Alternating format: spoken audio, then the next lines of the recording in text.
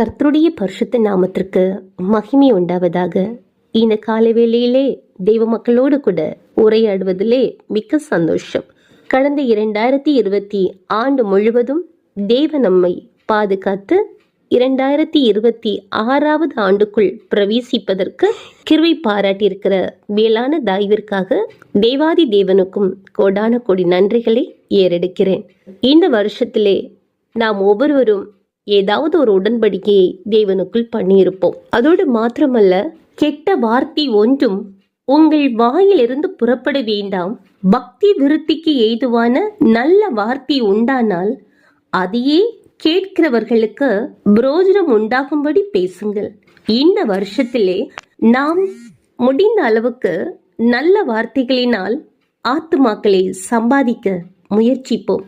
தேவன் தாமே உங்கள் அனைவரையும் ஆசிர்வதிப்பாராக. ஆமேன்.